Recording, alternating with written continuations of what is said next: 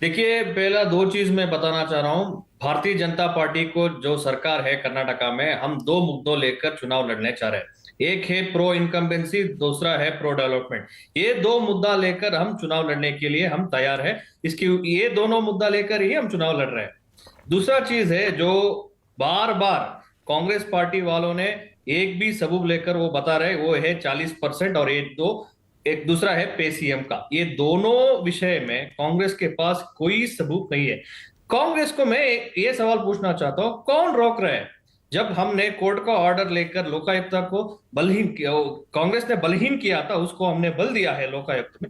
जाइए लोकायुक्त में जाकर एक प्राइवेट कंप्लेंट फाइल कीजिए, नहीं तो हाई कोर्ट में जाकर पीसीआर फाइल कीजिए, नहीं तो एक प्राइवेट कंप्लेंट तो दीजिए ना। कौन रोक जांच रहा है एजेंसी आपको? किस लिए आपके होती पास है कोई संकीर्ता सबूत भाई? नहीं है, ये सिर्फ जांच चुनाव का एजेंसियों मुद्दा का है। काम क्या होता है? विपक्षी जांच करके सबूत सारे पेश करेगा तब कोई कार्रवाई होगी। तो जांच एजेंसियां किस लिए हैं? वो 8 करोड़ रुपए तो सबने देखे, आपके एमएलए के बेटे के घर पर मिले थे। देखिए, मैं कांग्रेस को बोलना चाहता हूँ, एक रेस्पॉन्सिबल ऑपोजिशन बने। माडाल विरूपाक्षा है, जो किसी की पार्टी का भी हो, उसके ऊपर भी रेड हुआ, उसको भी पकड़ा गया है ना, वो भी चार्जेस फेस कर रहे हैं। वो भी लोकायुक्त का जो कंप्लेंट फाइल हुआ है उसका चार्जेस चार्जेस फेस कर क्या रहे है, हैं। कानून क्या यहां है, पर तो वो उसका आरोपों की सजा बिना लेगा। पर साल साल भर से नेता, विपक्ष के नेता जेल में पड़े हैं।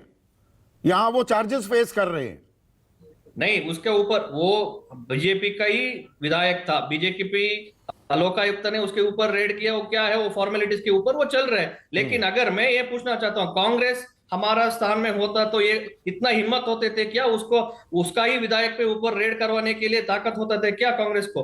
नहीं होता था। वो उन्होंने रूप से एसीबी को एसीबी को फॉर्म किया, उसका ही मंत्रियों का, उसका ही मुख्यमंत्री सम्मानित सिद्धरामैया को प्रोटेक्ट करने के लिए। सिद्धरामैया और उसका जो मंत्री दल था, उसके ऊपर 13 एफआईआर रजिस्टर हुआ था, एसीपी में ही मैं बोल रहा हूँ।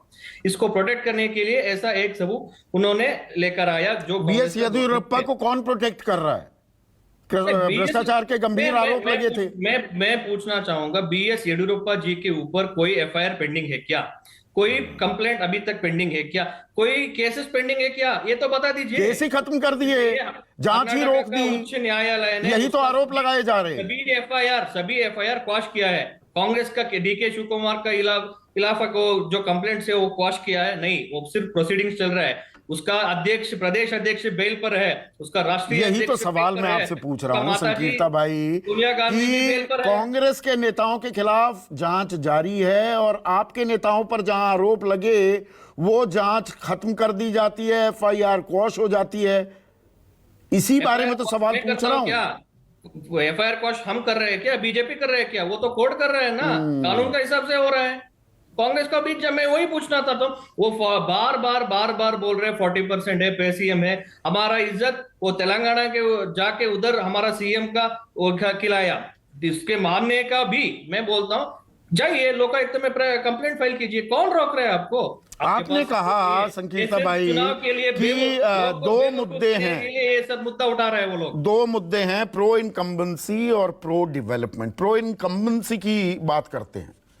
अगर प्रो इनकम्बेंसी यानी कि सरकार के समर्थन में लोगों का मत मानस बन रहा है, तो ये 47 नेता आपकी पार्टी छोड़ जाते हैं और उनमें मुख्यमंत्री रहे, उप मुख्यमंत्री रहे, 6 बार के एमएलए रहे, 5 बार के एमएलए रहे, आपको क्यों छोड़ रहे हैं? डूबती नैया दिख रही है क्या उन्हें बीजेपी? देखिए, उसमें दो चीज होता है। एक है लक्ष्मण सवदी का सवाल। लक्ष्मण सवदी का सवाल 2018 में वो जब तक चुनाव हार गए थे, भारतीय जनता पक्ष हमारा अंदर में ही बहुत अपोजिशन था उसको डीसीएम बनाने में, उसको मंत्री देने में, उसको एमएलसी बनाने में। लेकिन पक्ष ने जब वो हार गए, उसके साथ वो खड़ा हुआ था भारतीय जनता पार्टी ने, उतना रिस्क लेके भी वो किया। वो सभी वो नहीं माना, ठीक है, उसका डिसीजन है, वो जाने जाता है, वो कांग्रेस के लिए एक विधायक बनने के लिए उसका ये डिसीजन है, वो जा सकते हैं। लेकिन जगदीश शेट्टर का सवाल है वही है, 40 साल, 4 दशकों से कौन सा विचारधारा को वो अपोजिट करके उसका बारे में उसका लड़के आए थे, वही वही विचारधारा के साथ अभी जाकर विलीन हो रहे हैं।